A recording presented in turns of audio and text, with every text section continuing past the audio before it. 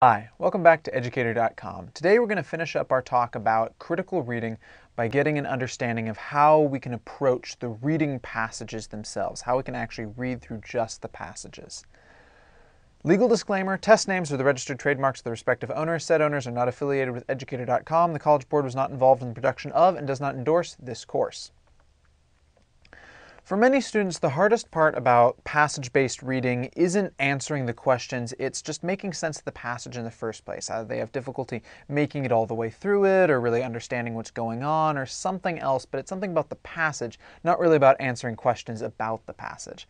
In this lesson, we'll learn some strategies that'll help us understand the passage, or even if we can't fully understand the passage, at the very least, we'll be at the point where we understand enough to answer the question. So we'll talk about a bunch of different strategies to get us to that point.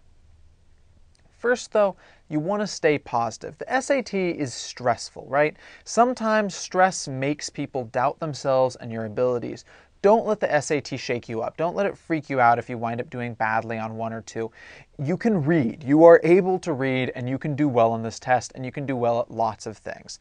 There's a great quote, if, a little bit overused, maybe or a cliche, that was said by Henry Ford that I really like.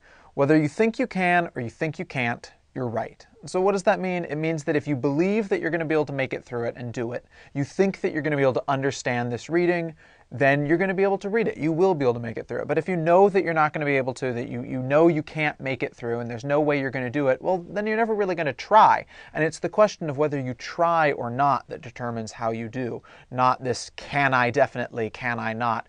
It's not, these things aren't set in stone. It's about putting effort into it, trying, learning, practice. So, think about this with a positive attitude. Go into this trying and, believe that you can, because honestly, you can.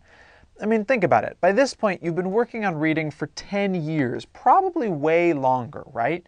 So you can make it through reading a page of text. Like, one page of text is nothing for you at this point. Even if it's a little bit hard to understand, that doesn't matter. On the SAT, they're purposely trying to throw you questions and throw you texts that you aren't going to be able to understand perfectly. But that's okay. The questions about that stuff aren't going to be define exactly what every single thing meant. It's going to be understand what this little point meant. And you do that through context clues. So it's okay to not understand every single sentence. The important thing is just that you get the general idea. And that's really not that hard to do. So know that you can do this. You can definitely read this stuff and understand it and get a great score. On the same token, stay positive about the passage, right? You don't want to think that these things are going to be awful and boring, because really, if you think that something is going to be awful and boring and you don't want to do it, it's no surprise when you get to it and it seems awful and boring and you don't want to do it, right? If you're just dragging your heels the entire time to get to it and then you do it, you're going to hate it, and so you're not going to really do a good job because you hated it from the beginning. So give these things a fair shake. It's actually not that bad, these texts. In my opinion, some of them are actually kind of interesting. So if you can convince yourself that what you're reading is interesting, that what you're going into is actually going to be exciting, it's going to be so much easier to understand. It's going to be so much more enjoyable to read. It won't be this awful, hateful thing.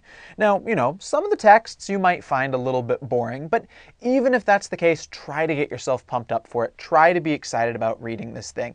It's not something that you're going to have to ever read again. So just read it this one time, give it a good shot. Try to find some enjoyment in it. Get psyched for this reading. I mean, this is your chance to show the world a skill that you've been practicing since you were in kindergarten. You were really good at reading by this time in your life.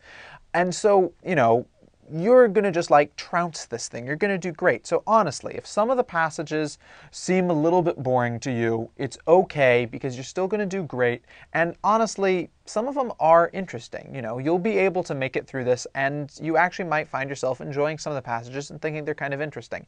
And the ones that you don't think they're kind of interesting, lie to yourself. Try to make yourself think that you are interested, even if you really aren't. You want to try to get into the text as opposed to just pulling back and not wanting to do it.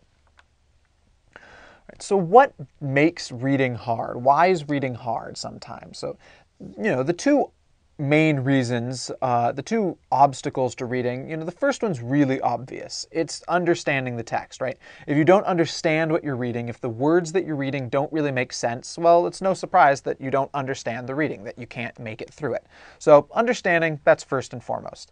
Second one, though, I'd say is probably about as important and is really connected to understanding. It's focus. If you can't focus on what you're reading, if you can't make yourself stare and read something continuously for a couple minutes at a time, there's no way to make sense of it. You know, reading text, words, it's about the stringing together of multiple pieces of information, right?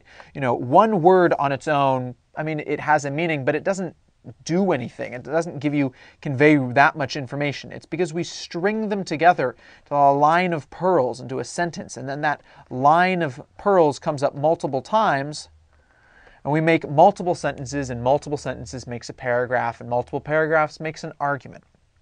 So you want to be able to focus on reading the whole thing. If all you can do is one pearl at a time, then you're missing out on a huge amount of information. You want to be able to focus on the whole thing, keep your focus, and not like drift off. I mean, how many times have you been reading a book? I'm sure this has happened to everyone. You've been reading something, and you're reading it, and you read for like 5 minutes, and then you stop and you think, what did I just read? And you realize you have no idea what you were just reading. You were thinking about something else. You were paying attention to something else going on. You were doing something else while you're sort of going through the motions of reading, but because something else was in your brain, nothing stuck. So you have to be able to keep up this thing where what you're paying attention to, what you're doing is what you're actually paying attention to. That's really important.